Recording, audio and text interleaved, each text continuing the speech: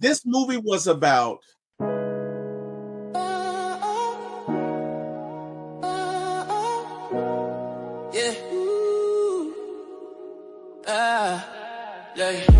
Lights, camera, action is going down. For my ATL movies, when we run this town with your host T-Will, yeah, keeping it real. From the A to the screen, you can feel the thrill. Rolling with the classics, we're setting the pace. Highlighting the magic of our soulful space. Got the vibe, got the crew, making it tight. When the screen lights up, everything feels right. Grab your popcorn, let's make it loud. T-Will, T-Will. It's movie time, ATL style. Stand proud. From the silver screen to the hearts we steal. T-Will, T-Will. Every frame we capture is a real deal. Yeah. Talking premieres where the stars align. ATL views, yeah, they really shine. Behind the lens, capture. Marvel movie fans, MCU movie fans, hey, MCU TV series fans. It's your host T-Will and my guy Jordan Burton. And we are talking, well, if you look on the picture today, you can see Iron Fist. We are talking Iron Fist today. That's right. We are stepping into Kunlun in New York City and talking about Iron Fist Season 1. And, well, I don't know. We'll get into it. Jordan and I had a conversation yesterday or the day before or whatever. And I was like, yeah, watch the first 7 episodes. You know what? It's not bad. And then I watched the remaining 6. And, ooh, boy. Oh, well, it's Marvel. We got to get into it. So, Marvel's Iron Fist blends martial arts mythology, corporate power struggles, street-level crime, and a spiritual identity in the MCU. Yeah. Well, after being presumed dead for 15 years, Danny Rand, the character to the right of us or left of us, depending on your perspective, returns to New York City claiming the rightful place as heir to Rand Enterprises, but nobody believes him. Not the public, not the board, not even his childhood friends, Ward and Joy Meacham. As Danny tries to reclaim his identity, he reveals he trained in the mythical city of Kunlun, where he became the legendary Iron Fist. And it was kind of frustrating watching the first few episodes because I'm like, come on, man. They put him in this psych ward when they realize he may actually be Danny Ward or, Danny Rand. And, oh, man. I didn't like that it took so long for them to identify him as being Danny Rand. Although, I got to say, there is a degree of realism to it because if you are coming back as 51% of a majority holder of a stock, people would probably try and prevent you from making your claim. So, I can agree with it there. Give me your thoughts, man. Iron Fist Season 1, general overview, first episode. What are we thinking here? Yeah, when I first saw this, going into it, I had already heard that it was the worst of the Netflix Marvel series. So my expectations were, I tried to make my expectations as like middle ground as possible. And I think in the first couple episodes, I really enjoyed it, but these are in my opinion, two of the best episodes of the entire series. I like how they set up this show. And look, I like Iron Fist. I think Iron Fist is very cool. I remember I had an Iron Fist action figure when I was little, and which had the green and yellow, which is why I'm wearing a Packers jersey today. Okay.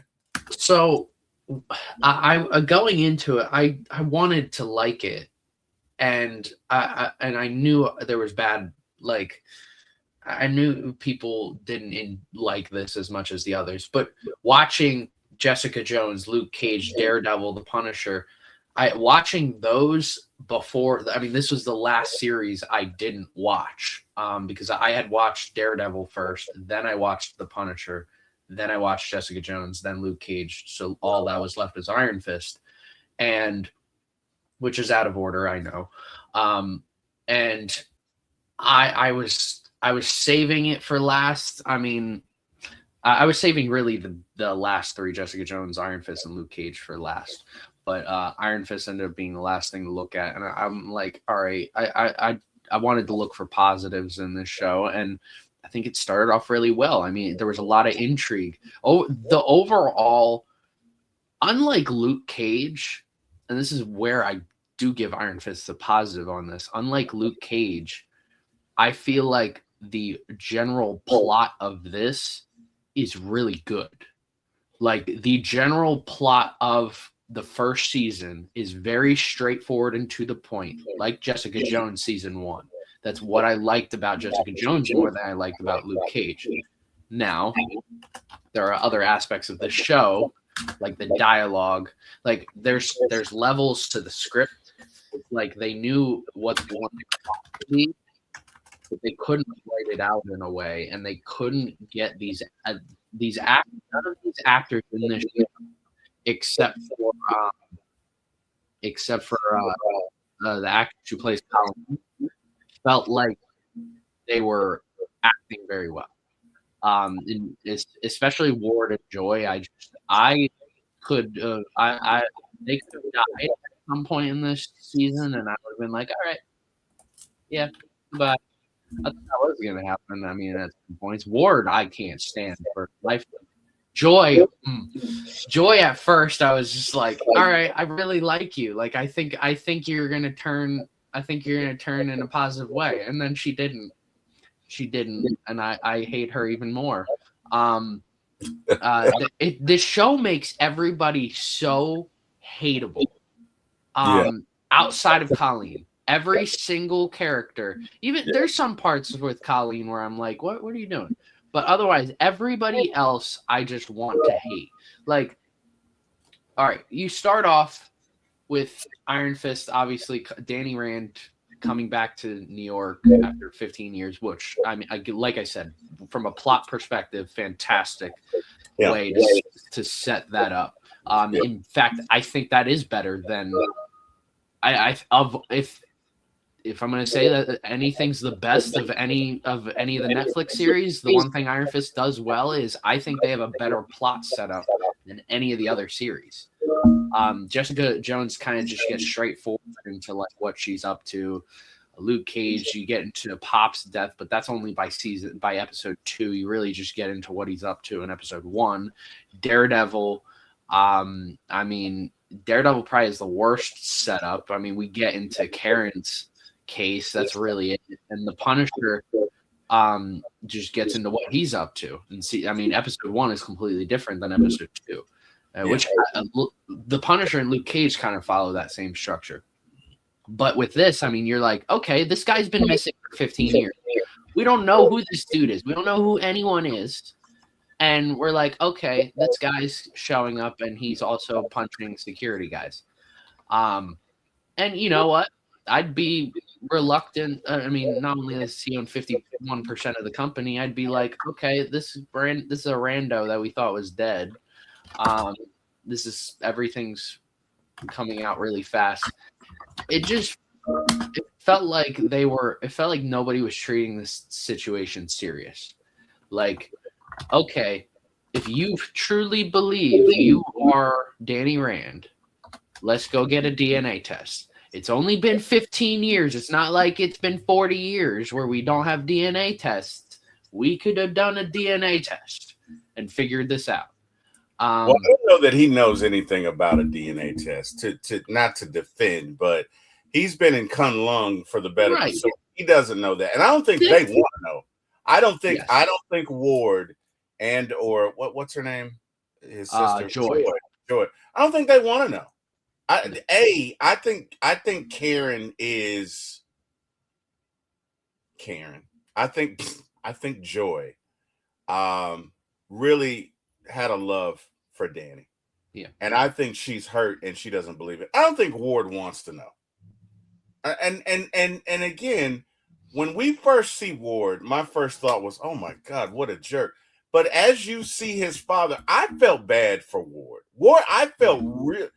Ward is so stressed out by his father who's come back to life, who's a jerk and cares only about himself and is also a manipulator. Son, I love you, but you're of no use to me and you're terrible and you suck and you're the worst. But I love you. He's manipulative. As the young folks say, he's a gaslighter. So, and he's got Ward so stressed out. Ward is doing drugs because he's got to deal with his dad every day, right? But again, great plot. Like that, when you say that out loud, everything you said sounds great. It's just the execution was not there for this entire show. The execution is Danny. To me, this is not great because Danny, and I don't know if it's the way he's written, but he comes off as a whiny little child. And I get that he was raised in Kunlun, but you're the Iron Fist, which means you've got some discipline to you. You had to be disciplined at a certain point. And I think they kind of tried to play up the dichotomy of the I'm disciplined in this area, but I have no experience. But he just comes off as whiny. That's my main thing with him. And just his execution of the character. He was outshined by Colleen Wing, who I love. I loved Ward. I kind of tolerated Joy. I hated Harold, but Harold was a villain. I'm supposed to hate him. And of course, we got Claire Temple. We got Night Nurse in here, but let's take a step back, man. This was released March 17th, 2017. So, geez, what's that, about 9 years ago, almost to the day. Showrunner is Scott Buck. Main cast as Finn Jones as Danny Rand and Iron Fist. Jessica Henwick as Colleen Wing. Tom Pelphrey as Ward Meacham. Jessica Strope as Joy Meacham. David Wenham as Harold Meacham. Rosario Dawson as Claire Temple. And Wei Ching Ho as Madame Gao. And this is what kind of didn't, just 360 view. Madame Gao could have been so much, like in Daredevil, she's a bit, I don't want to say she's a savage, but she's savvy, right? Mm-hmm. She has the Iron Fist on more than one occasion and could have just taken over. And really, he's so confused and so weak. What would he have been able to do? But she doesn't. And this is where, to me, the writing is kind of like it takes a backseat. Like, I don't ever see Gao. First off, I've seen Gao in action. I don't see her being taken unless she wanted to be taken, right? I don't see her being taken into as a prisoner into this subsect of the Hand unless she wanted to. Mm-hmm. She could have gotten out of that at any time she wanted. Now, maybe in season 2, and I don't remember, there's a more nefarious plot, but that didn't make sense to me. Why would you sit there, Gao? You don't have to be there. You can leave it anytime you want. And maybe there is a more nefarious plot, but there are just points in this story that just they didn't make sense.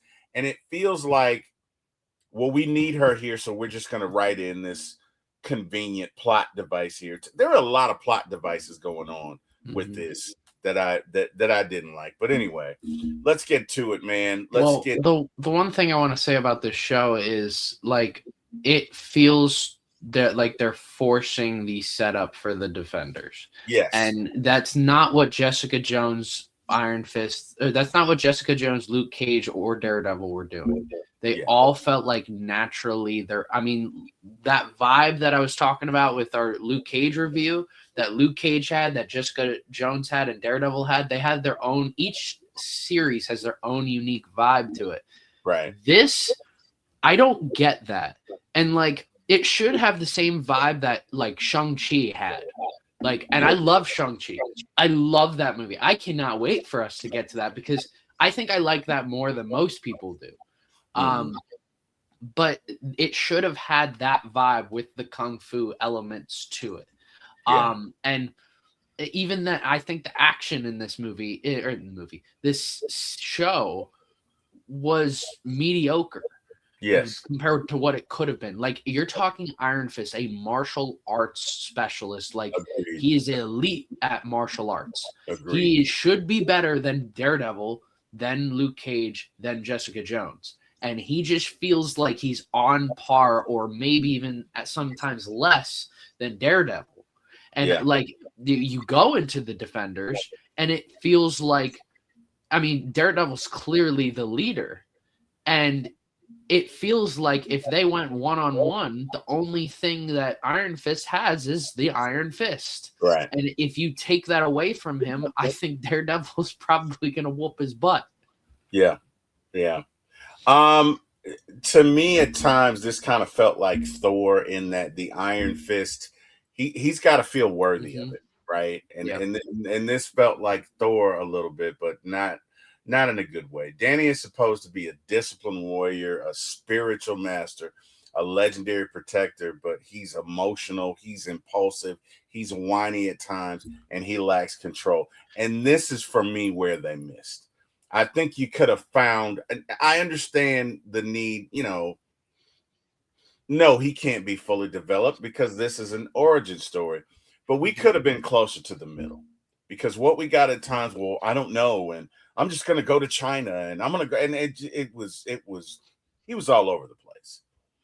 And the one part I will defend is that he was taken at I mean, how old was he taken? 10 or 11. So, Yes. like, I mean, you put yourself in your 10 or 11-year-old shoes, and then for the 15 years that followed in your life, imagine being in a secluded part of the world, Right. and all you're doing is training in kung fu, or Right. just training in anything in general for the same thing for 15 years.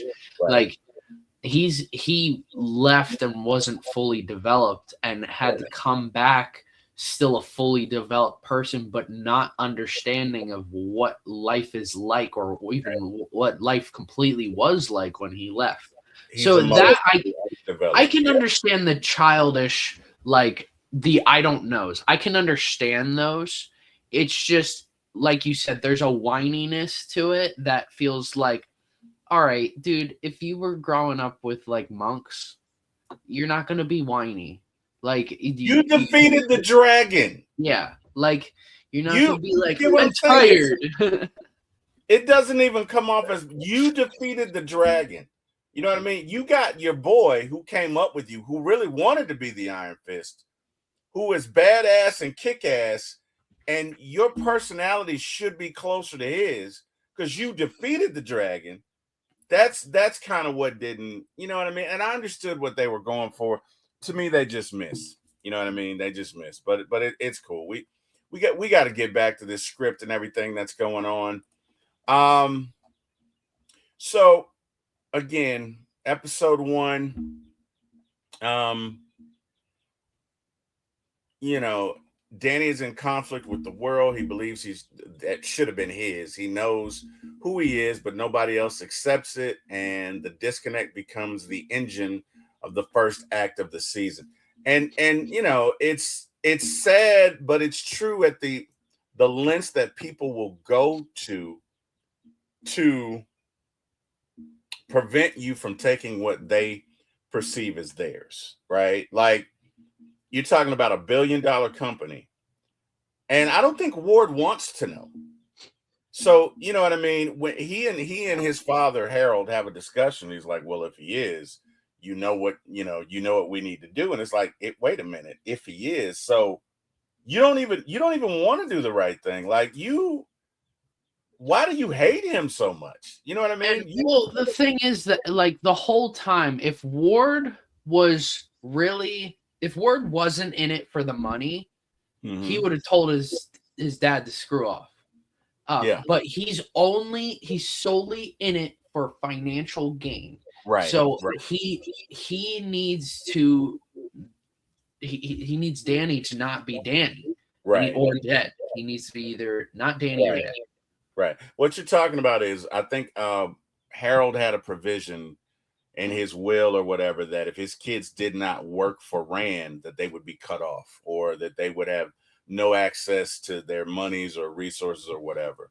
But just the way that they go about dealing in Danny and having him committed, and that character arc where he's gotta he has to hang on to who he is, but the world is telling him that you're somebody else, and he's like, no, I'm this and that, and it's an identity issue. And I hated that. I hated that entire.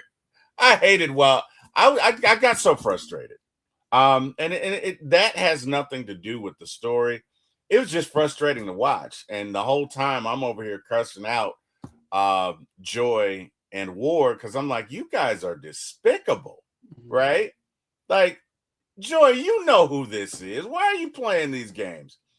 And and for about the first 4, 5, 6 episodes, I really did hate Ward. But the more I got to see him interact with his dad was a nightmare to deal with.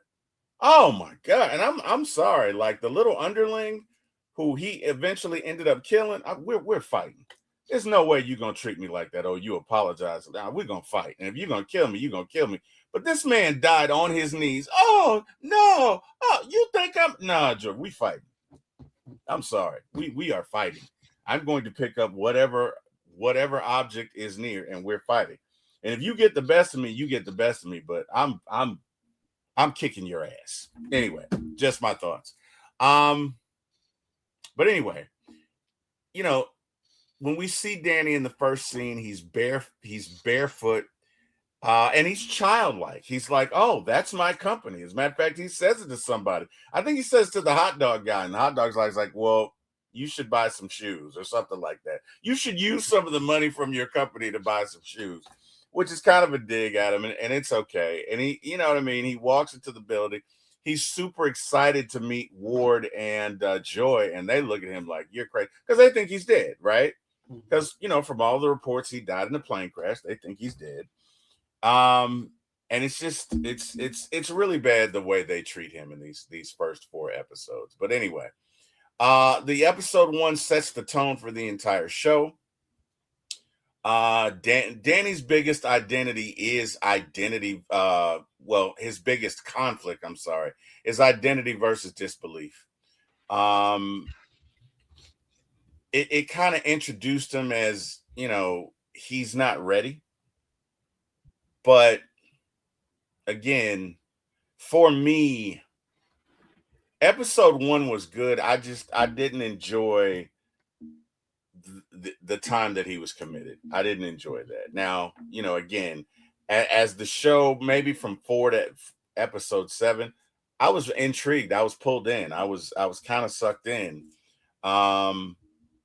But anyway, we'll get into that. See, I'll touch base on episode 1 and episode 2 because those are 2 of my highest. Episode 2 is actually my highest rated episode of all of season 1. Okay.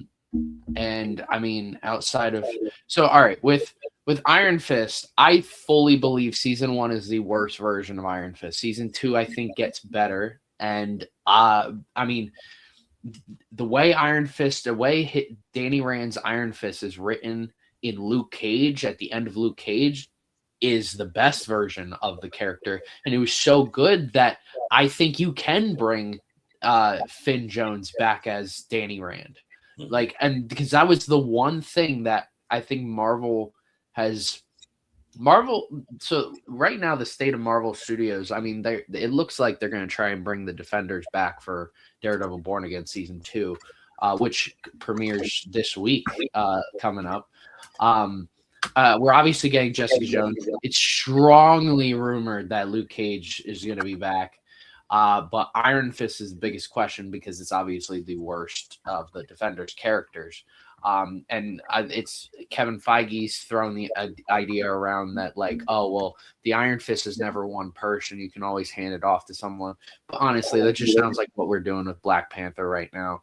And I don't want to see that again. I want to see this guy have an actual writing team.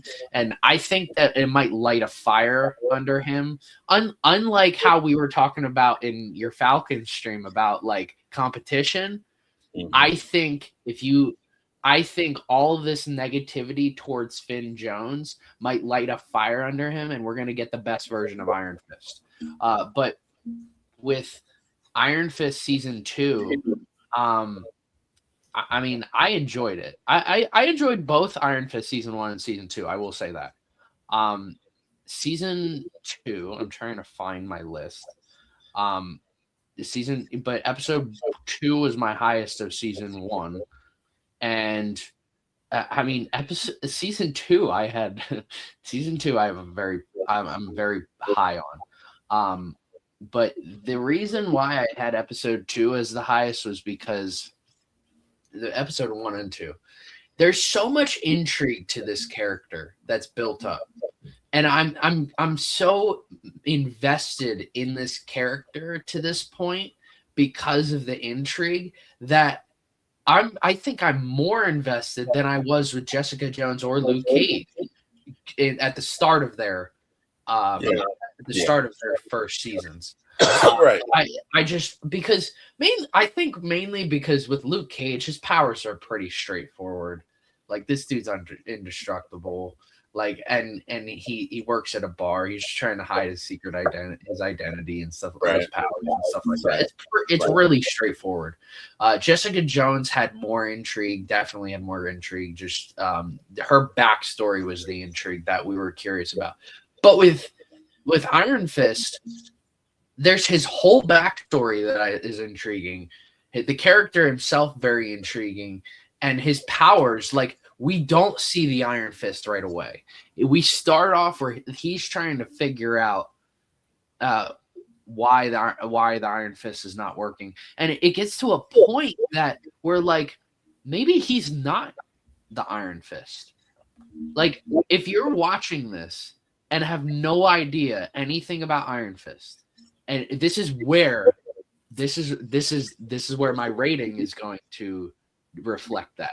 If you are showing this show to some random person, they're going to be intrigued by it, because he's not going. You're going to think to yourself, is he really, like, is he making all this up? Like, should he be in a psych ward? Like, is he really Danny Rand, or is he some random stranger? Like, if I just started playing this show for some random person who had no idea anything about Iron Fist, they'd be like, this is very interesting. Like, I don't know where this character is headed. I don't know who this character really is. We as an audience struggle to figure that out in the first few episodes. We're like, well, I mean, he's not showing the Iron Fist yet. Maybe he's making all this up. So that's the interesting part of these first 2 episodes for me, why they're so high compared to the rest of the season, is that the intrigue. There's so much intrigue to this show to start. Yeah, that's fair. Let's jump around a little bit. Episode 4. This episode pushes both Danny and Ward deeper into instability. Danny begins showing stronger signs of control over who he is and what he can do, but the progress is uneven. He is still emotionally impulsive, still driven by instinct more than strategy, and that makes him dangerous even when he is right. The show wants us to see that the mastery of the Iron Fist is not the same as the mastery of self, and I see that. Ward's spiral is just as important here. Up to this point, he can be read as a cold corporate antagonist, but now that cracks wide open. His desperation, fear, and independence begin to show, giving him more depth than a simple rival. This matters because Iron Fist Season 1 often works best when it treats the Meachums not as cartoon villains, but as damaged family built on secrets, manipulation, and inherited corruption. So, and I agree. Again, we start to see Ward spiral. We start to see him do more drugs, and his father is stressing him out. Because his father, I think the theme that they're going with is Ward Meachum has died and come back to life, and each time they come back to life, they lose a piece of their humanity, and they're more apt to kill. They're less patient. They're less human, so to speak. And we see that with Ward. Give me your thoughts on episode 4. This is tied with my least favorite episode of the whole series. Or just season 1. And that is because, okay, we're so frustrating. So he finds out about Harold, right? Right. But it's so silly the way they perceive it, because there are times, like, I understand. I'm taking a step back and I'm like, okay, this guy, like I just said earlier, he's been away from society. He's now fully developed, but not fully understanding of like the world and stuff like that. So when he's like, I understand all that, but he's not an idiot. But the way this plays out, like him finding out Harold's alive, it's perceiving him as an idiot. And he's like, oh, I understand. And I'm like, what? You do? And you're going to just allow this to happen? And it's like the conflict from the first 3 episodes gets turned around, and it's like, okay, instead of them wanting Danny, they're now going to accept Danny and just manipulate him.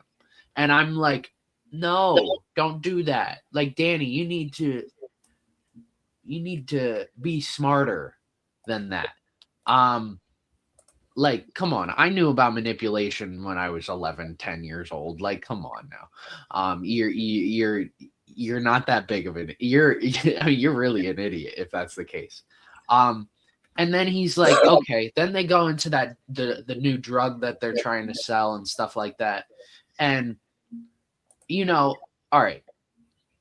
If you get control of a company, and your first day of working at whatever company is, it doesn't matter what you're doing. Your first day, you should not be making any important decisions. You should be taking a step back and observing. So you are an absolute idiot if you are going to, because if you make any sort of, if you interject anywhere, whether that is in a positive or negative light. If Danny's decision ended up making the company money, it was still a dumb decision to speak up, because you don't know anything. You don't know anything, and that's the one thing this whole first season is frustrating because of that. Danny doesn't understand that he doesn't know anything, and he should get that through his head. Someone should have told him, you've been away for 15 years. You need to take a step back and just learn and observe. That's all. Just like you would patience. You'd think someone in most martial arts characters in film or in TV are patient characters. So it's so frustrating when someone like this is not patient, because that's the whole purpose of martial arts, is being patient in your moves. So he was being so aggressive. And the point of martial arts, there's defense in martial arts, especially his martial arts. It's all about defense. And he needs to take a step back and learn, so that when he does have enough knowledge, he has all the materials he has mentally to make the right decision. And this was just an absolute dumb thing to just do, especially by episode 4. And then we get into the fighting later on when Joy gets attacked. And I like I said, I don't care for. I think the martial arts in this sucks pretty bad compared to what I thought it would be. It just feels like Daredevil, and I shouldn't be thinking about that. Daredevil on all aspects is better than this show. Outside of, like I said before, the setup and the plot in general, I think is better. But Otherwise, like that's the one thing that sucks. That's why I have this episode so low. Yeah. I again, first 7 episodes, I was even with this one, even though it's not a great one, I was okay. But for me, the tide turned on this series once we hit episode 8, and it just got, for lack of a better word, silly. But anyway, let's get to episode 5. So episode 5, the Hands drug operation and the chemist. The plot is essentially Danny and Colleen investigate a new highly addictive synthetic heroin flooding New York City, which is branded with the version of the Iron Fist symbol, right? Danny locates the distribution hub in a shipping container where he finds the man responsible, known as the chemist. And before interrogation, a fight breaks out. Danny uses his Iron Fist abilities to escape the fight in a container ship and brings a wounded Radovan, which is the chemist, to Colleen's dojo.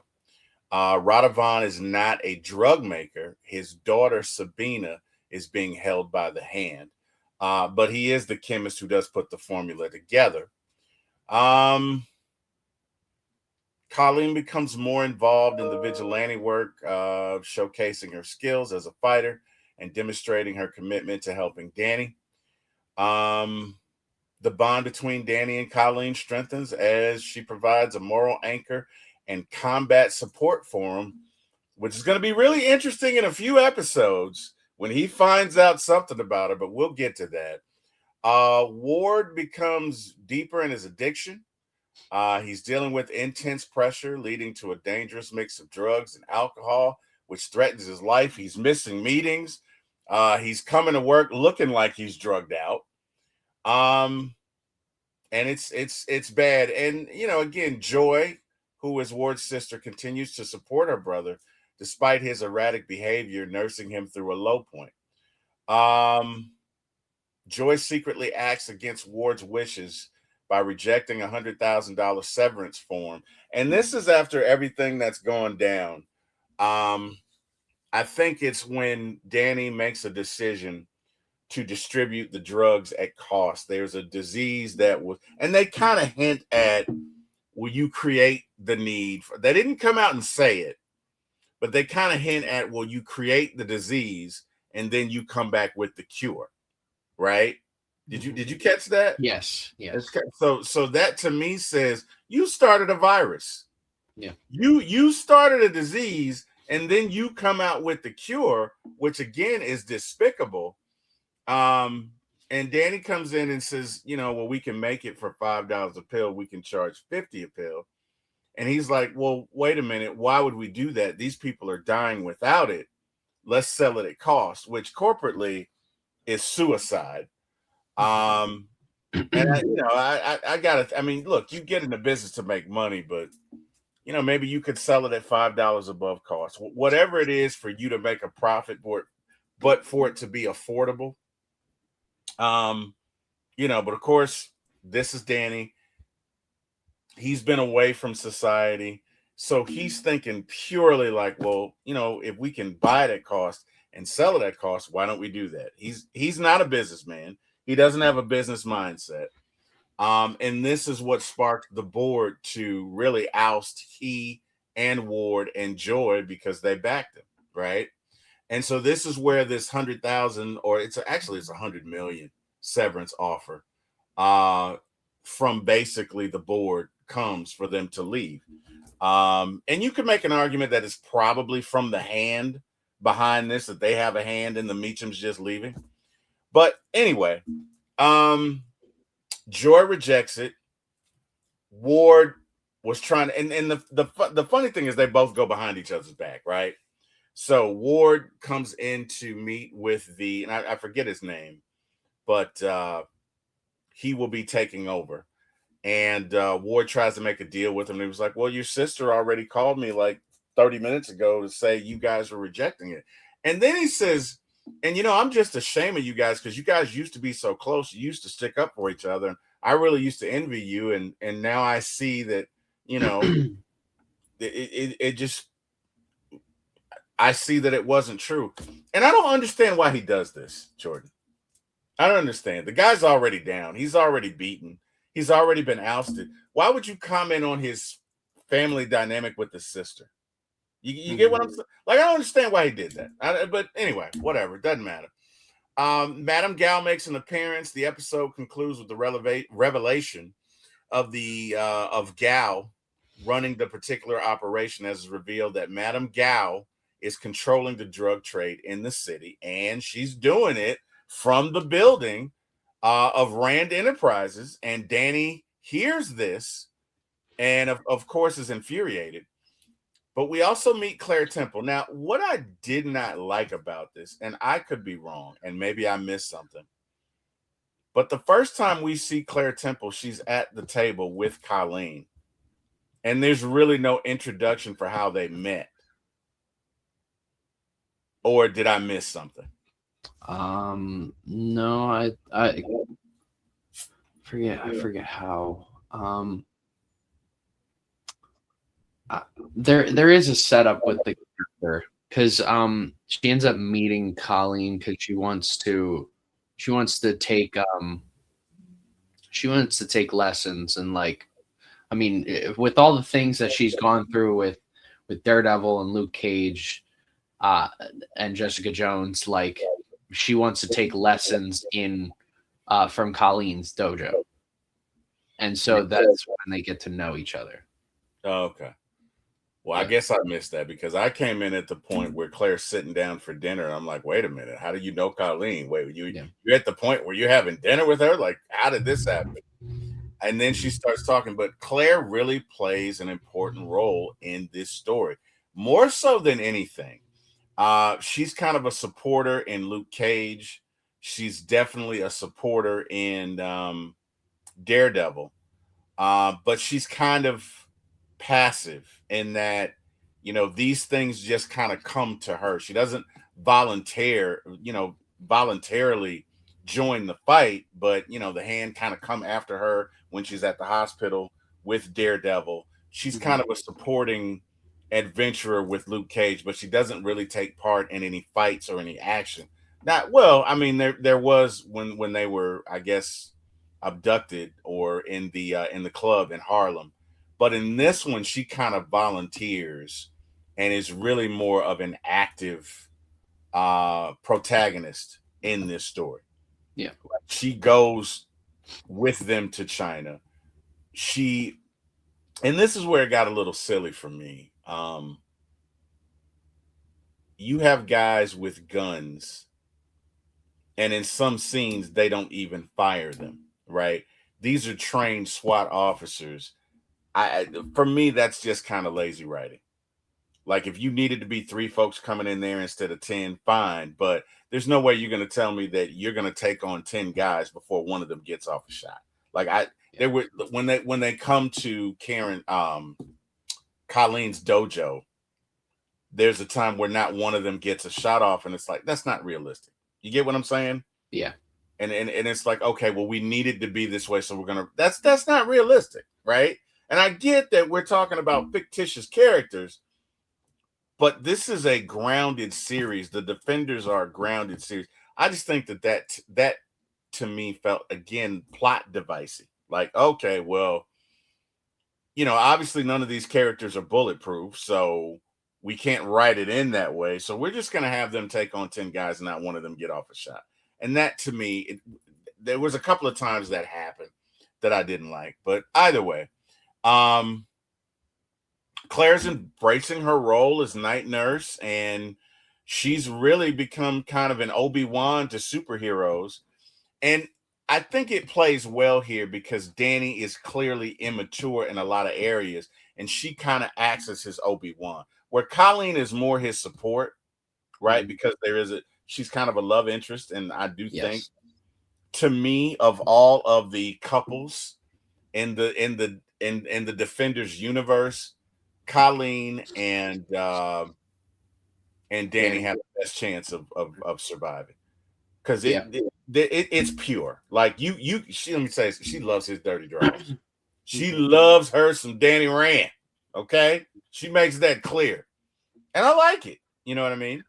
There's also a bond that they have. There's a bond that's formed when it comes to just their love for martial arts, and I mean by season 2 when she ends up being the Iron Fist, just the two of them have this bond that, I don't think anyone. I think by season 3 of Daredevil, Karen and Matt do, but like Luke doesn't have that with anyone. I don't and like and Jessica doesn't have that with anyone. She does. But I think when Jessica and Luke are together, I love that. I think they have that bond now in the comics. Now this might spoil future seasons, but they get married. Right. They have kids. Yeah. And I think they work well together because they're both broken. The difference is like Jessica is so like wants to push people away, and Luke wants to bring people together, and I think that's what makes them like a magnet. I think there's the positive and negative. I think it just comes together, and I think it makes them work. Because Luke understands what struggles that Jessica goes through, right, and wants to be there for her. And Jessica doesn't want in season 1 doesn't want to hurt Luke and does care about Luke. And it's very hard for Jessica to care about someone, but as she does very quickly for Luke. Yeah. But yeah, I do agree. I think they're the best couple of all of the Marvel shows. The more I see, I don't like Jessica. I do not like her. Jessica? Yes, she's so abrasive. God, she's that's what makes her so good. I do no. I mean, I like the fact that she's a hero. Yeah. But as a person, I wouldn't want to be around Jessica every day. I'm telling you that right now. I would not. I would hate working with her. I know a couple people like that, and it's more of like there's more sarcasm in it. I mean, it's mainly sarcasm, like just being around people who just there's not I guess her traumas just kind of pushed her to being this like just negative Nancy. But at the end of the day, she looks tough, but at the end of the day, she acts tough. All she wants, she literally, and she is. But deep down, she's truly a soft-spoken and emotional person. She just doesn't want people to see that. And that's where there's a deeper level and meaning to that character. That's why I like Jessica so much. And honestly, I like Jessica's character. I like Jessica's character probably second of all the defenders. I'm not even including the Punisher in this because the Punisher's technically not a defender. Right. So, I mean, who knows what will happen going forward. But yeah, Jessica just has this deeper level of meaning. There's layers to her character, unlike with Luke Cage or Iron Fist even. No, I get it. I could not be around her every day. And then Karen is a hypocrite because she's so judgy, but she does the same. Like she is a hypocrite. To me, Colleen is where it's at, man. And I like Night Nurse. I'm like I like Claire. Claire's cool. Yeah. Claire and Luke have their thing, but I just don't think Claire was kind of cut out for dealing with Luke on an everyday basis, right? Yeah. But I'm not mad at her about that. But Karen is she's such a hypocrite because she's so judgy, but she ends up doing the same thing in the same scenario. You get what I'm saying? Whereas to me, Colleen was made for Danny. Like when we get to season 3 of Daredevil, that's where it changed for me because I agreed through season 2. Like, I was just like, I don't understand why people like Karen. But then I got to season 3 and there was more. I started to understand the character more. And I'm like, okay, I see why she is the way she is. And by Daredevil Born Again season 1, I was just like, I really like this character and I need her and Matt to be the end game. And I mean, season 2 is going to come out. I'm wondering like how their dynamic is going to be, because I really like when they're together. I like when they're together on screen, and Matt is. I think Matt knows. Like, even though Matt's been with other girls, at the end of the day, it feels like Karen's the one woman for him. I don't get that. I don't. And season 3. I can't wait for season 3. Maybe it's me. I don't get that, because whatever, man. Let's get to episode 8. So episode 8 centers on Danny Rand traveling to China, which I just hated. Gal's gonna come back. You want to go all the way to China to find out what happened with your parents, and I get that this is a need. I understand it, but I just felt like, again, there was really no need for him to go to China. It just felt like, honestly, it felt like, okay, we need to stretch this out to 13 episodes. To your point with Luke Cage, I kind of feel like they went ahead and killed Cottonmouth because they needed to make 13 seasons worth of content, or 13 episodes worth of content, and they just couldn't do it with Cottonmouth. So they said, okay, we're going to kill him here, and then we're going to take on this different character and this different antagonist and this different character arc, and this is when we're going to do it. Season 1 of Luke Cage maybe should have been 10 episodes, because I think if you do it that way, you probably can keep Cottonmouth alive, and you can extend Diamond. You know what I mean? But that's what it felt like. This episode felt like, okay, we need something for him to do here, so we're going to have him go to China to ask her a question, which to me is just ridiculous. But give me your thoughts on it. I think the placement of this episode was bad, because I think this is because I think he should have gone to like the idea. Now I'm gonna throw this idea out into the universe that this guy doesn't know what happened to his parents, right? And he wants answers to what happened to his parents. So generally speaking, and so by going to where it all started, that general plot idea sounds like an idea for a great episode. But again, the execution, and I think the timing, you're putting this in the middle of the entire series. I have a positive review on this episode because I do enjoy this episode. It's not that positive of a review, but I like the overall idea of this episode. And but I think if you place this at the end of the season, it could be a great way of like, if you were able to do different like plot twists, you could have done that with this episode, with him finding out what happened with his parents.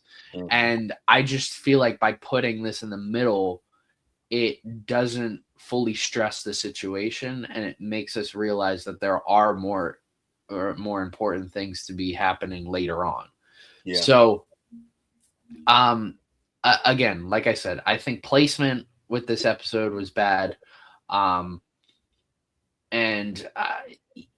this also, I don't like when rich people. All right, let me say this. I don't like when rich people show how rich they are. But do any of us really? But like, he didn't have to, like, he's a child who now is worth, I mean, billions. I'm assuming billions. Yeah.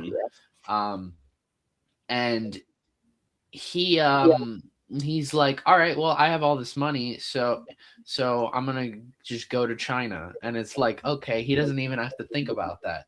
And I really think there should be more consequences to his business aspects of this. That's one thing that, like, it reminds me, part of the show reminds me of like the setup in like Batman Begins.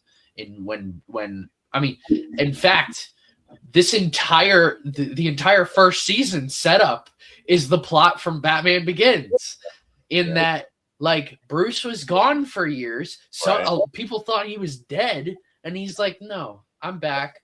This is my company." The difference is Danny was like 11 when he left. 10 or 11 when he left. Yes, but Bruce wasn't. Bruce, yes, Bruce was an adult, so everyone saw him, and they were immediately like, "Wow, Bruce." And Bruce left voluntarily. Yeah, but Bruce also showed off his money to hide his secret identity. So, like, when if he wanted to just take a plane to China, he could do that, and people would be like, "Oh, it's just a billionaire, like just wasting money." But when Danny does it, it's just like, all right, you're just flaunting your money. It feels like, I don't know.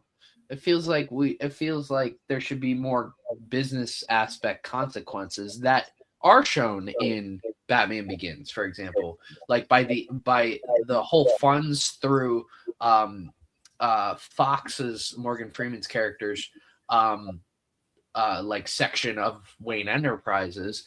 That's a whole plot in that, like, there's money being spent into this, but they don't really know what's going on with that. And it feels like we could have like, oh, he's spending all this money and it's like taken away from certain aspects. Like it almost feels like he needs to, at some point, this character maybe needs to go bankrupt and then restart. That's what it feels like. Well, I mean, I don't wish that on the guy, but I don't wish that. You're a billionaire. Figure it out. No, but what I'm saying is, like, I get what you're saying. I get what you're saying. But I don't see. Here's the thing: you probably need to take your plane to China because the hand is everywhere. You don't want to fly Delta because you could have hand operatives there. You know what I mean? I can understand you taking a private plane of yours because you need to limit the folks that are around you. I don't have an issue with that, but I agree. He is immature and does make some, just business aspect. Like it could say something, make some crappy excuse that it's wasting money or something. Or get him like locked out of the bank account. There you go. Call it. Just do that. Lock him out of the bank account for a little bit, saying you're spending too much of the company's funds, and for like literally an episode. Make it a plot device. That's a good plot device because it restricts the character and has him try to be more resourceful. Make him resourceful, because by using his plane, it's not resourceful. It's just like, ooh, I have a lot of money. I can use that. Yeah. Let's talk about some things in this episode. We see the drunken master, which I liked. I did like that, especially when he tells him, "No, you want me to drink, because if I don't drink, it's going to be really bad for you." And they have this fight and they get after it. And this is one of the few fights I found it entertaining. Like I enjoyed it. I enjoyed the interaction with the drunken master, and the fight that they have, and the fact that he gains entry into it. Ward continues to break down, and at this point, he's feeling guilty because in the previous episode, I think his father took all of his money that he embezzled from the company. I think he had like $25 million in an account, and Ward just loses it. And he's like, "Why would you do that?" And he was like, "Well, I knew that you were stealing it the entire time, son. And, let's just be honest. You're a shitty thief. You're a better businessman, but you're a shitty thief." And he says to him, Ward, and in a moment of honesty says, "The best day of my life is when you died." And I think this really hurts Ward's, what's his name?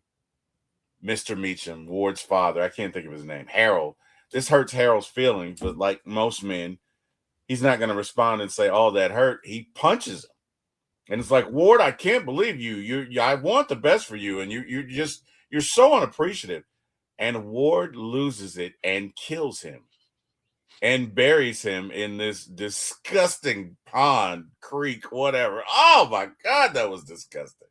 Oh, I would imagine that he probably had hepatitis when he came back to life. Oh, it was just disgusting. But anyway, he buries him in there.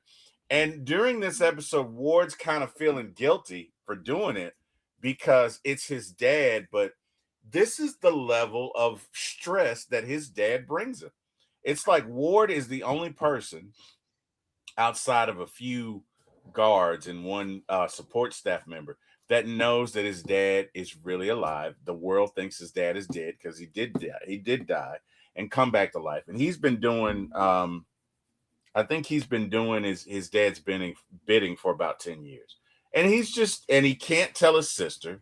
So that, I mean, think about that. You know what I mean? If you got a sister and you can't tell her that you guys' dad is alive, that would wear on you, right? The constant emotional state of up and down of dealing with his father, the abusiveness, it's just getting to him. And we see that. And anyway, you know, we see when Danny gets to China that Gao has a setup at the site of the plane crash, which kind of carries home the fact that maybe she had something to do with his death. But just to me, to your point, I didn't like that it was in the middle of it. Like, it just kind of felt like, oh, we need an episode here. Let's just throw this right here. I didn't like that. But anyway, those are my thoughts on this episode. You got anything else you want to talk about, or can we move on to another episode? Like, give me your thoughts. No, we can move on. Yeah. All right. So episode 9, Danny Rand, Colleen Wing, and Claire Temple hold Madame Gao captive in the Chakra Dojo, attempting to get information about the hand. And this is when, I don't know, Gao poisons her. I don't know if Gao poisons her in the previous episode or they poison her when they get back, but Colleen ends up getting sick, and she calls a former sensei of hers to come help her out because she's dying. And Gao is talking to them, and we see that Gao has the ability to see into people's minds or see their lives or see what happens, because she tells each of them, oh, this is what happened. She tells Claire, you know, there's a part of you that really wants to be like these superheroes that you help out. You're hoping that it'll rub off on you, but it won't because you're not, you know, up to task or whatever. She knows their insecurities and she's playing on that. And she says to Colleen, oh boy, when Danny finds out the truth, ooh wee, right? And they're trying to get information from her about the hand. And it's, you know, this is an interesting episode because I had forgotten, spoiler alert, that Colleen was a member of the hand. I had forgotten that. So I'm watching this like, oh, what's she talking about? What secret is she talking about? Because I don't think I've seen this show in like 8 or 9 years, right? So I'm at this point, I'm intrigued, like, ooh wee, what's she talking about? What secret is this? Is there another guy? Especially when Colleen says, you know, Danny is not yours. He's for another. He doesn't belong. And I'm like, what is she talking about? Right. And as the episode goes on, Colleen gets sicker and sicker. And so Colleen has Danny call her sensei. Her sensei shows up and he's like, you're the Iron Fist. And I tell you what, take your fist, summon your chi, summon your Iron Fist, and use it to heal her of this poison. And he does exactly that. And they leave and they take Gao to this compound. And Danny doesn't know where they are, but he has this feeling. And so he begins to ask questions. And he finds out that this is another subsect of the hand, and that Colleen has been a member of the hand the entire time, and that she was asked to spy on him. And he is pissed, as I would be. I'd be pissed. Now, Jordan, I know you. Well, I know this about you. Mm-hmm. You would hate this. You would really hate for somebody to lie to you the entire time. Like, for me, I think the relationship would be over if this is you. But give me your thoughts on what's going on here and personalize it for me. And if you're in Danny's situation here, what would you do? We know what he does, but what would you do? I'm gonna pause that and start by bringing up something we talked about during Daredevil season 2. Okay. When we were talking about the ninjas, and that it doesn't matter, you'd kill all of them and stuff like that. It would, yeah. Yes. And I told you, I said, well, what if you don't know, like, you don't know it, you don't know these people.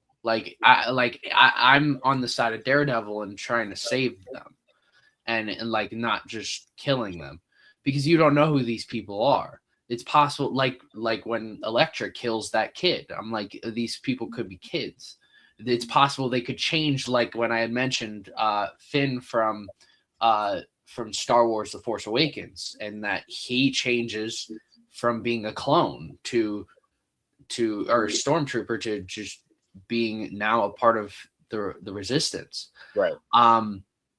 So this episode perfectly sums that up, in that there are people within the Hand, like Colleen, who probably want out or don't view it the same way as others do. Right. In that, or they might be manipulated themselves, and Right. they need to understand. Right. And that is where, like I said, I'd be on Daredevil's side with that. I can see that. I can see that. Yeah. Like this episode really puts it in perspective with of the people. It does. It does. It's the fact that these are people, but I'm looking at it from the perspective of, you're coming into my home, you're a ninja, you're coming to kill me. You're not coming to just take me down. You're coming to kill me. I'm not going to give you a chance to kill me. So if it comes to it and I get the chance, you're going to meet your maker, because you didn't come to discuss, you didn't come to capture, you came here to kill me. Right? But you do make a fair point in that these are people too, and some of them may be manipulated. Yet even more, they may not have a clue as to the overarching goal of the team that they belong to. They may not know that these are nefarious people. They may not know that they have evil designs. They may have just had a command, hey, go and kill this person. So I get what you're saying, but go ahead.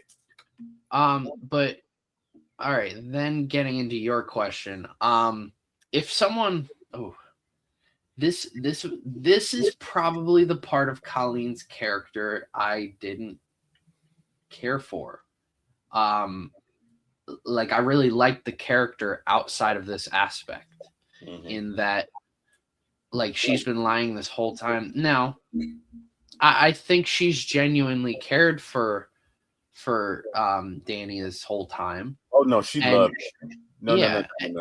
Let's make a distinction. She loved her some Danny, okay? No, sir. She loved her some Danny Rand, okay? She fell in love because, again, she is the reason they escaped. Now, mind you, she's come up with these people.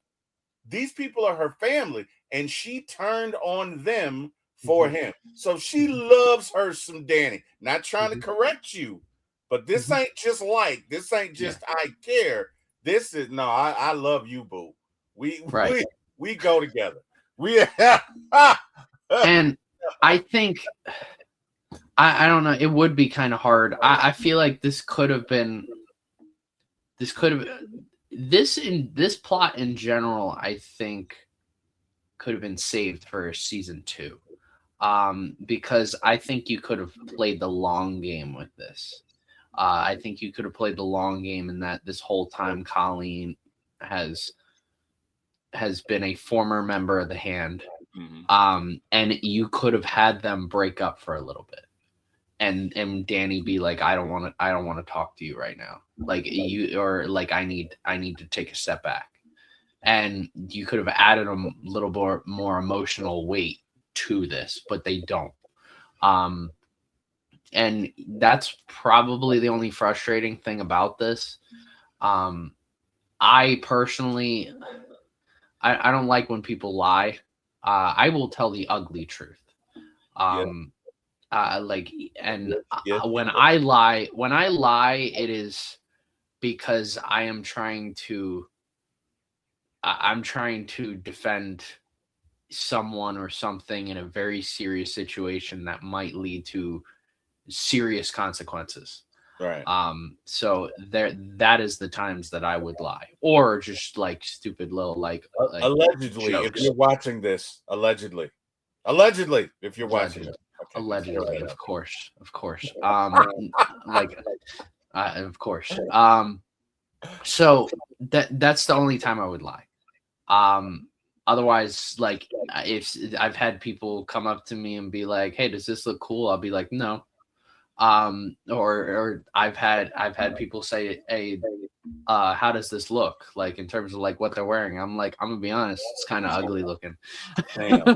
Like I'm very bluntly honest, but then I will try and help you. It's not like it's like I'm not trying to be negative. I will then try and say like, okay, how do we fix this? How do we try and take a step forward with and correct this? But just this is a salad. How about you have a salad and come back like 3 months later? And no, I'm kidding. Anyway, go ahead. Like Just but yeah, I'm the last person to say that. I say that because I'm big bone myself. Okay, so I'm not trying to fit anybody in the audience. I'm joking. I joke about myself. Jordan would never say that. Anyway, go ahead, Jordan. I just if someone like Colleen did that to me, I'd have to need to take a step back from her.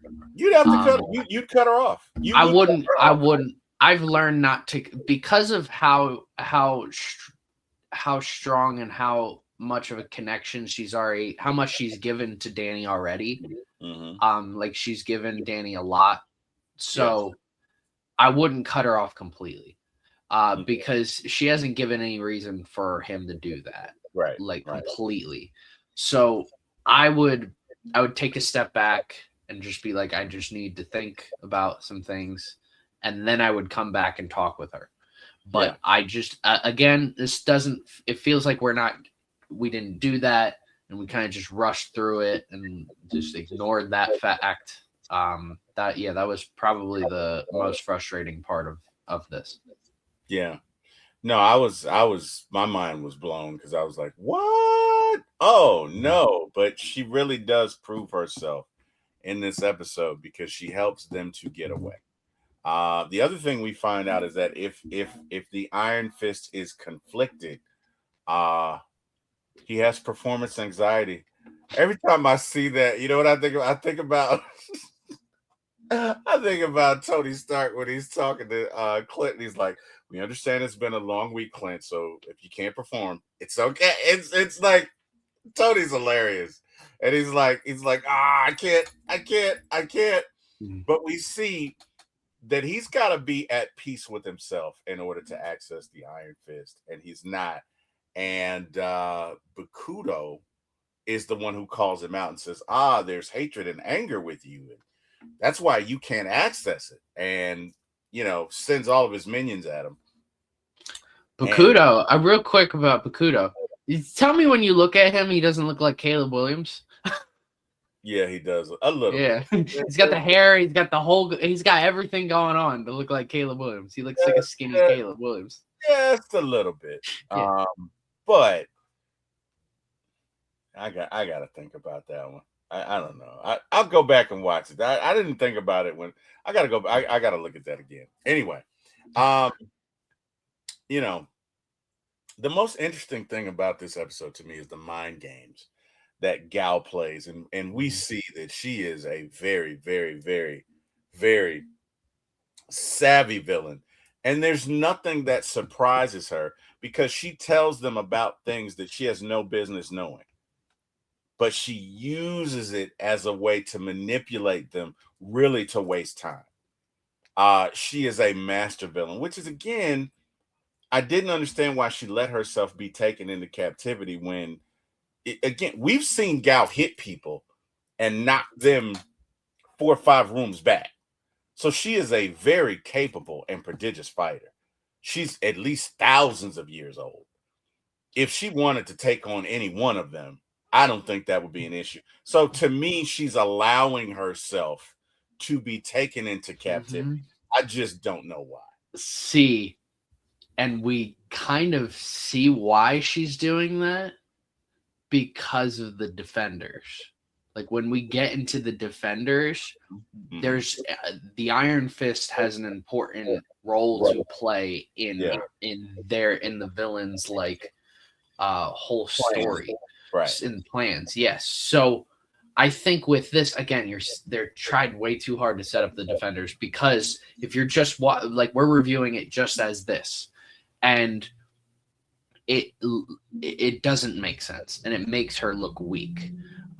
But looking at how the Defenders happens, we realize, okay, this was her plan, was basically have the Iron Fist go through whatever he's going through right now and have him win. Yeah. No, that's fair. Harold comes back, and it's fun. Harold is one of those characters. I didn't like him as a villain, which is a good thing when you don't like a villain.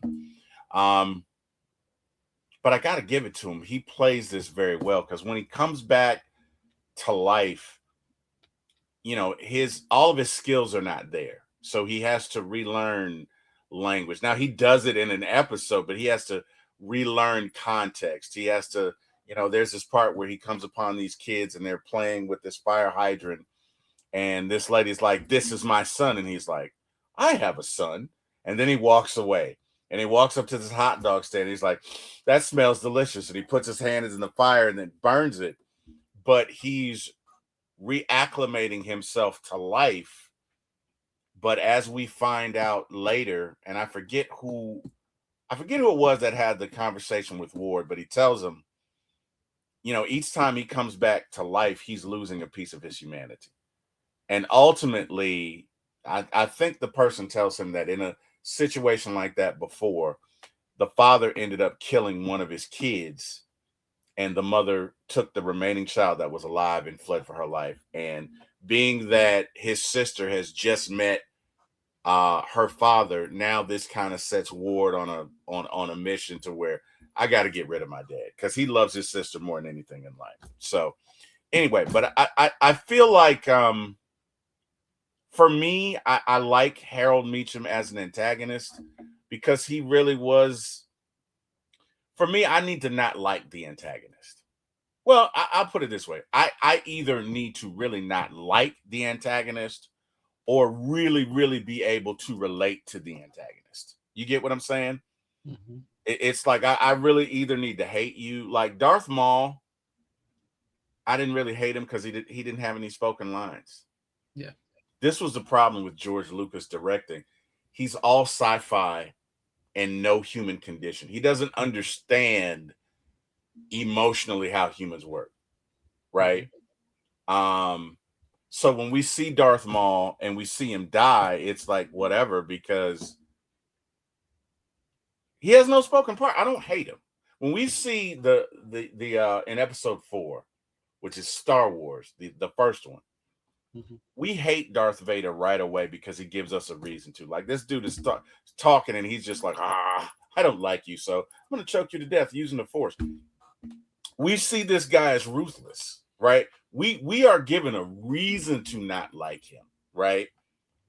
But, you know, so for me, I like the fact that the longer this series goes on, we really begin to not like Harold, because he is such a manipulator, right? In one episode, he's like, "Son, I love you and I want the best for you." And then when Bakuto shows up or whatever, he's like, "Son, you're the worst leader ever. You suck. I chose the wrong sibling. I should have gone with your sister." And then when the conflict ends, he goes back to, "Well, son, look, I understand. I tried to kill my dad when I was younger too." Like, he goes back and forth, and he's a manipulator, right? And I again, terrible dad. Like, if you talk about terrible fathers, he's worse than Thanos. No, he's worse than Odin. He's worse than Odin. And I dare you. I double dog, triple dog dare you to say anything different. He is far worse than Odin. No. Don't do that. I won't agree. I won't go that far. Only because, like we were just saying, part of like this, like I guess we'll call it like a curse, is that he loses a part of his humanity every time he dies, and it's like, all right, at first he was doing it for like selfish reasons, but I think each time he's died, it's been like, okay, he hasn't really been able to control that. But Like at first, I don't. At first, like before he died the first time, I only think he was doing it to be there for his kids and to keep his company going, and that was it. I think he was scared of death. That was it. So when he goes and I think each time he's died, it's been like, okay, this really isn't him anymore. This isn't Harold anymore. Right. So I that's why I won't go that far. I think he's a bad father. And I also think part of it is it's not him anymore. Okay. I'll give you that, but I won't. Like Odin and Thanos are when they do bad things, it's Odin and Thanos. There's no defense of either of those two. That's why they're awful. I'm not going to say Odin is an awful father. He's not the best. Okay, granted, the whole, hey, I'm about to die and your sister's coming back from hell, deuces. That was foul. That was very foul. But you know what he didn't do? He didn't torture his kids. He did not do that. He did not torture his kids. He did not do that. I will never agree with that. You know what he did do? He did not torture his kids. He got both of his kids fighting at an early age. I don't know about that. You know what he did do? He didn't physically torture one of his kids. He did not do that, Jordan. I will say this. I've always thought this would have been a great idea for a Disney Plus show. I would love a Disney Plus show of a young Loki and young Thor growing up and seeing Odin like in his prime and like seeing the family dynamics and stuff, because there's a lot of characters within the Thor world that we haven't explored. And I don't think we spent enough time on Asgard. I think we should have spent more time on Asgard. Like Thor the Dark World, we spend the most time on Asgard. That's insane behavior. Why did we spend the most amount of time on Thor the Dark World? So that would have been, if I'm presenting an idea for just a rough idea for a Disney Plus show, like call it like Asgard or something like that. I don't know. Young Thor, a young Loki, but see, again, there's so many different characters that they could present in that type of show, and there's so many different stories of Thor that we have not explored. Like we're still wondering where what Boulder the Brave or whatever his name is, and there is just all the different characters. More Heimdall. We could have seen more Heimdall. Like, how did Heimdall get into power and stuff like that? Lady Sith and the Warriors 3. And by doing all of this, you can either display Odin as a better father or a worse father, because he right now is a bad father. But Thor and Loki even talk about like some things that like when they were children, like the one time Loki turned Thor into a frog, or the one time Loki turned into a snake and scared and knew that Thor loved snakes. That's the whole storyline in Ragnarok that he was telling Bruce and Valkyrie. He's like, yeah, one time Loki turned into a snake, and he's like, oh, I love snakes. And then he turned into Loki, and he was like surprised, and he scared me. Which, by the way, that was not in the script whatsoever. Chris Hemsworth just made that up out of the blue, and Tom Hiddleston's reaction when he's laughing is the genuine reaction to him making up that story. But like, there's so many stories we could present. and we could show that, like, hey, Odin was a really, really bad father who was not present in his children's lives. We should do a show where I crush your points and prove you wrong. We should do a whole show on this. We should do that. Yeah. Because you're dead wrong. I love you, but you're dead wrong. Dead wrong. Like, it's not even close. Okay. Now, granted, I'm not going to say Odin is father of the year. I will never say that. He's I will bad give father. you that. Worst. He father could be of all shitty time. at times. He could be, I will give you, he could be shitty at times. But you know At what he times. did, Jordan? He did not torture his kid. Oh, you didn't win. Who knows? Who don't knows? do that. You're reaching right now. I Right now, mean- what you're doing, it's called reaching, my friend. So It's reaching. Thor and Loki were trained at a very young age. Oh, And here we how do you go. think they'd learn discipline? Not by torture, by learning discipline. There's a difference. I mean, Dude, he killed Gamora's parents in front of her. he locked away his daughter in hell. Mm. He locked away his daughter in hell. Torture or just straight up imprisonment? Forever imprisonment until he dies. But we see why. She was blood drunk. And how do you think she got to that? Oh, state? God. But Do you if th- once do you're you think- there, do you- you're there. What are you going to do? Do you think? Please. Do you think that he just like that she just magically one day was like, no, I'm gonna be rebel. No, guess what? Someone had to teach her things, and guess what? Her dad had to, and her dad was bad father. You just Bad don't father. know guys with long beards. That's what that is. Anyway, whatever. We got to wrap this up. So My Hall of Fame center had a long beard, I bet he didn't and have he also. I bet he didn't have one eye. I bet you he didn't have that. That's true, but he's got a Super Bowl ring. Back to this show. Anyways, Jordan is a Saints fan and I'm a Falcons fan. If there were two people who would seem to not be friends, it would be Jordan and I, but Jordan is actually one of my very best friends. He can't help it if he has a flaw, okay? One is he's a Saints fan, and the other is he thinks that Odin is worse than Thanos as far as being a father. But I don't hold that against him because nobody's perfect. Okay, so Google it. Google it. Google it. Who's the worst father? whatever. They're gonna say Odin. Whatever. Okay. Final confrontation. Danny Rand and Ward Meacham team up to stop Harold, who has fully taken over Rand Enterprises and is framing Danny for his own criminal activities. Harold is ultimately killed for a second time, specifically by his son Ward, who shoots him after a rooftop fight. To ensure he doesn't return, they cremate his body.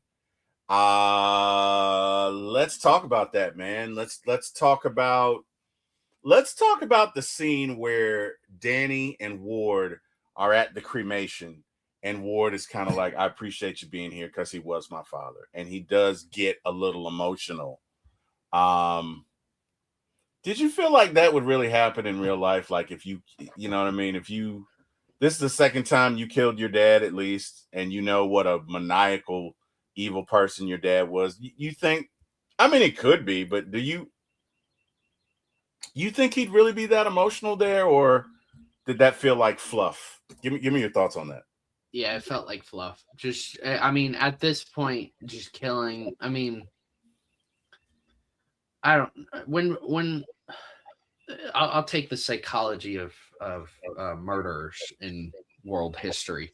Most of the time, when people kill once, and they if they were to kill again, they had already lost that emotional that empath Right. after the first kill. Right. So if for some reason that person were to be alive again, or maybe they tried to kill them and they got close to death, maybe flatlined and then were revived. If they were to try and do it again, there would be no remorse. That's just how most murders, the psychology of I mean, almost all murderers. You can look at any sort of killer, Ted Bundy. You could look at John Wayne Gacy. You can look at any of them after their first victim. It's just it just leads to more. Mostly it's the second, because most of the time when people, most murders, they're killing that one person for a specific over and reason. over again, right? Yes, Correct. but the real psychopaths are the people that just after they kill that one person, they're consumed by it and they want to keep doing it. They get a release from it. They get a feeling. Most serial killers, like Dexter, right? Most serial killer. Well, Dexter knew who he was because his dad prepared him, right? I mean, if ever there was a book on how to raise a serial killer, I mean, it'd be Dexter. But his dad knew who he was at an early age. He knew what he was going to become. He was realistic about it. And he was like, all right, well, let's take what you are and add a code to it. And this is what you have to be. But with most serial killers, there's a stressor. There's a childhood trauma that they go through, right? They come here. They may be, with psychopaths, I think it's psychopaths. They don't have the ability to empathize. That part of their brain is just not there, right? But with a lot of these serial killers, either something happens, you either have an overbearing mom, an overbearing dad, abuse at some point, some sort of trauma. And then later in life, there's a stressor and they kill as a result of the stressor and they like it and they develop an appetite. But in most cases with serial killers, they are killing the same person over and over again, right? Yes. Like if it's a man, if it's a woman, a lot of times it's his mother. And maybe that person, maybe their mother's already dead or they haven't worked up the guts to kill their mother. So they kill an archetype that's like their mother over and over and over again, right? But I to me, this just felt a little, I could understand. It felt a little fluffy with everything that Harold had taken him. It felt like, man, let's just get this over with. Not like, well, he's still my dad. No, because you didn't show, and I get that he did. He loves his dad because you wouldn't have gone through the abuse that you did if you didn't. I know the money was a part of it, but you wouldn't have gone to the extreme. Like, hey, son, come here and get rid of these bodies. Excuse me? Get rid of these bodies. Like, it felt a little fluffy there, but whatever. Yeah. So again, for me, by the time we got to episode 13, I was ready to go. I was like, yep, let's get this over with. Episodes 1 through 7 were okay. And I really enjoyed it. But after episode 8, it just kind of was all over the place. And there were a lot of things in the plot that just kind of didn't make sense. To me, everybody outshined Finn, and maybe that was the way he was written. I don't want to say that he's a bad actor in any way. I just think he's written poorly here in this first season. It's proof going forward because in season 2 he is written better, and in Luke Cage season 2 he's indefinitely better. Yeah, well, I like him in The Defenders. Like again, started watching. I think I'm up to episode 4 now, but I like him a lot better in The Defenders, than I did in season 1. But yeah. So for me, rating this, I gave this a 6 out of 10.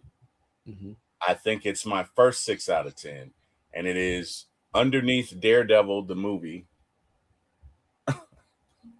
and above Captain Marvel. 6 out of 10. Yeah. All right. I'm wondering if I should give it a 6.5 because I got Daredevil the movie as a 6.5. I mean, you look at all right. So if you did give it a 6.5, would you still have Daredevil ahead of it? No, it'd be ahead of Daredevil. I think I'm gonna give it a 6.5. It's underneath Spider-Man 3, which I really did not like, but to me, it's not as bad as Daredevil the movie. So I'm gonna give it a 6.5. I'm gonna give it a 6.5. Yeah, it's not as bad as Daredevil the movie, but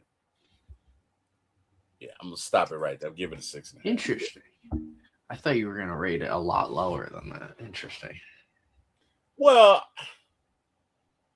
so It's again, just- there were moments I liked it. Like I hated Blade Trinity. I hated Blade Trinity. Wait. You hated Blade Trinity, but you gave it a 5 out of 10. I know, because I if I give a movie a 4 or below, you've offended me. That movie was so bad, you offended me. Like I felt like you talked about my mama. Like you gotta be bad. I try not to, like how you refuse to. You won't give a movie a 0. I kind of view a 4. You know what I mean? So just for me, you know, Blade Trinity is my worst rated movie, and I hated it. Amazing Spider-Man 2 is just above Blade Trinity, and then Blade 2. I didn't hate them to that extent. Because I did like the first 7 episodes. And to your point, the plot was good. It's just the execution. And really, they probably should have moved some episodes around. So yeah, I'm gonna give this a 6.5. I'm gonna guess that you're gonna give this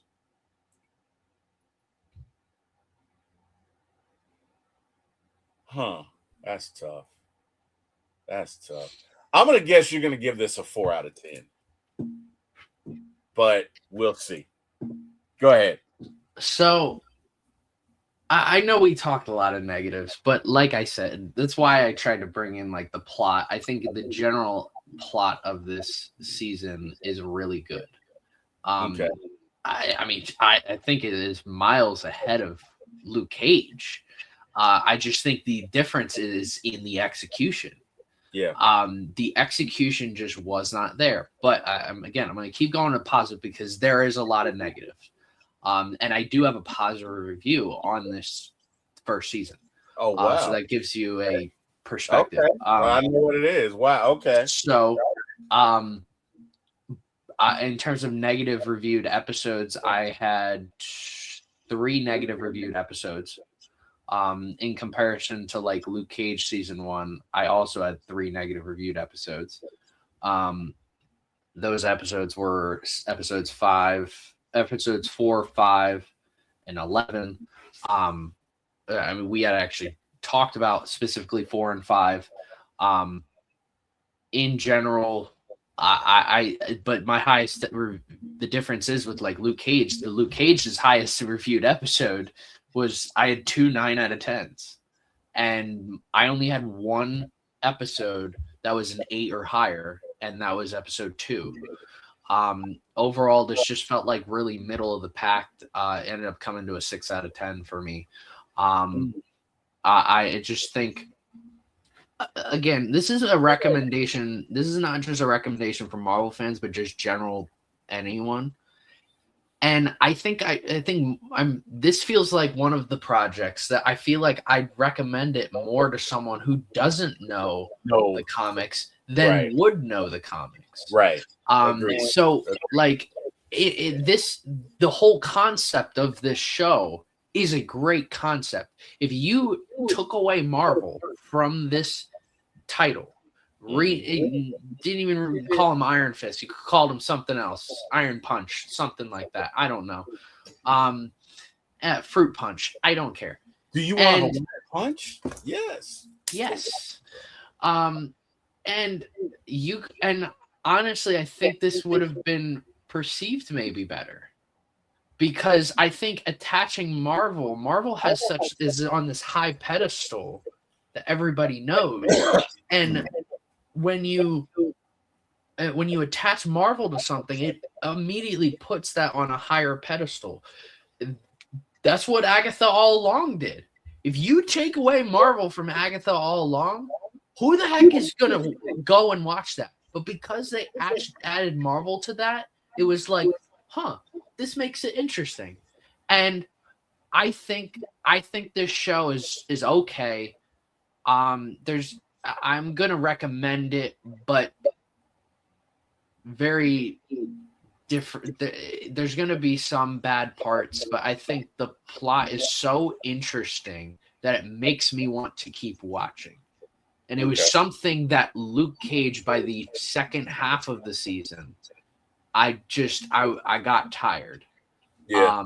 I do have I have Luke Cage ahead of this, and I have Luke Cage and Jessica Jones season 1s at 6.5 out of 10. And the reason Iron Fist has that plot carrying it, and it has the there's a little bit more. I think more of the surrounding characters than I did in Luke Cage. That's fair. But also I think the acting. I think this is the worst acted season of any of the Netflix series. That is another aspect. Yeah. And in comparison, like that 6 out of 10 is a rounded number. They're based off of the average score of all 13 episodes. So in general, Iron Fist season 1 is a high 5 out of 10, which got rounded to a 6 out of 10. And Luke Cage and Jessica Jones season 1 were all closer to a 6.5 out of 10. They were high 6 out of 10s, but they were closer to a 6.5, which led them getting 6.5. So it's a 0.5 difference. But it's more than a 0.5. It really is more than a 0.5 difference in rating because of the averages. Yeah. But yeah, I liked it. I mean, I think. We're going to go into the Defenders tomorrow, and we're now all caught up. We have all of these characters set up. This is our second time really going through an instance where we're looking at like setup films or shows for characters, and then watching the team up movie. We did that with the Avengers, the first Avengers movie. We watched Iron Man, we watched Captain America, we watched the Incredible Hulk, we watched Thor, and we got that set up, and we're doing the same thing. And it's going to be, like I said, going into this, like this is like phase 2.5. This like Defender saga. Like we had to almost take a step back from what's going on and like look at a grounded level, and we get into the grounded level of the Defenders. Yeah. Well, I'm excited about the Defenders. I think I've realized what it is with me in these movies, and what it is that with a lot of these movies, you know, prior to you and I doing this, I really graded them on the strength of Marvel and the action and the correlation between the movie and the comics. Now I'm judging on the performance, I'm judging on the plot, and it gives me a new way of looking at these films. And that's what it is. And that's why Eternals is going to be a 9 out of 10 for you. Stop it. I went back and watched that show, man. You got me on that one. You got that was first off, that was a spot on impression. For those of you who don't know, Jordan and I have conversations every day about this, and that impression that he did in what was that, Luke? That was spot on. That was great, man. I got to get what you don't really know. What most people don't know is I'm pretty good at impressions. Yeah, well, no, that impression was spot on. It was. Gus Johnson, the sports announcer. I have been listening to him for years. I know all of his cadences and everything in his words that I'm like, I know exactly how to say certain things. Same thing with Morgan Freeman, Gus Johnson, Morgan Freeman, and just some people have. I hear a cadence, and I'm like, I see how they pronounce certain words, and I'm like, okay, and certain patterns and things. For you, it's like this was actually a good film. You got me with like that. It's like you have a surprised cadence. Yeah. Like this was not bad. That was a great impression, man. I watched that show again And I was in here cracking up, and Kim was like, "What are you doing?" And I'm like, "Nothing." But anyway, well, hey, man. Again, thanks for joining us. Those who watch this, we appreciate you. We thank you for the support. Jordan, tell these folks where they can find you, man. You can find me when you look at the stars at nighttime, and I'll be there. When you least expect it, I'll be there. You'll be there when you think all hope is lost, I'll be there. Oh, wow. I will be there. That's my campaign speech. I think that's a song. You can find me at Old Tegacy, ULTEGACY, covering all things sports. March Madness is coming up. I just posted the men's bracket going into round 2, into the round of 32. I'll be posting the women's bracket tonight. And if you want to see anything movie related, what I'm watching lately, you can go to my Instagram, or you can go to my Letterboxd account. On my Letterboxd account, I have all the ratings for all of the anything Marvel related that we're reviewing. And I mean, in terms of movies, I actually have an early screening to go see Michael. So that comes out on a Thursday. I go and I'm seeing that on the Wednesday before it comes out. So I cannot wait. You suck, by the way, for that, because I can't wait. I'm jealous. You don't suck, but you kind of. I got 2 tickets because I'm like, I don't care who. I don't care if I go by myself. I don't care if I go with someone else. I don't know who would go with me, but I'm going either way. I don't care. Other than Avengers, that is the most anticipated movie of the year. You know what? Probably equally so. You know what I mean? It's my most anticipated film for the year. Going into the year, I had my top 10 most anticipated films. Michael was Michael was supposed to come out last year. Michael was on my most anticipated films of last year. It was towards the top, but because it got delayed, and now it's definitely my most anticipated film of the entire year. In terms of other movies, Project Hail Mary, I've heard interesting things about. Too. I've heard that was really good. I might go see it. I don't know. I don't know when I would, and maybe today. Is it even out in theaters right now? What's that? Yeah, Hail Mary? Yeah, it is. Project Hail Mary. Okay. Yeah, it is. Okay, it's in theaters now. Oh, Ready or Not 2. I watched the first Ready or Not. I might see Ready or Not. Because I watched the first one. I really enjoyed it. It had what's her name in it? Samara Weaving, who was fantastic in the first Ready or Not. But she is probably the greatest scream from a final girl that I've ever heard. That's it like she has it's just this like heart-wrenching scream. And I've heard weird things about the movie Undertone. The last movie I saw was Scream 7. Not good.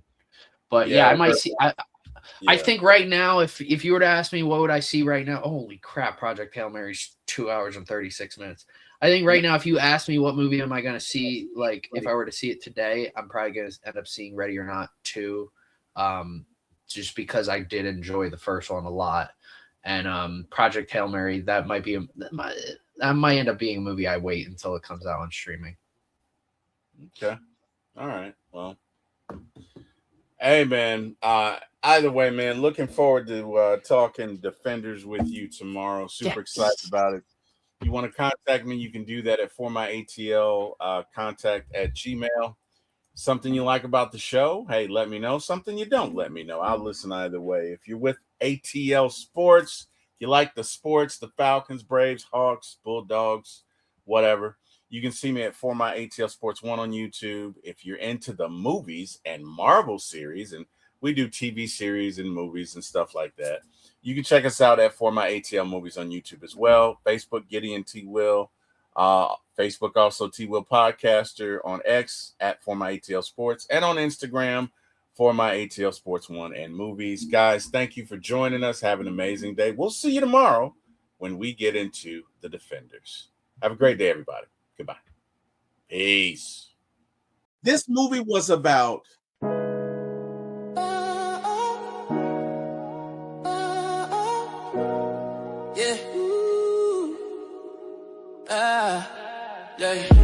Lights, camera, action is going down.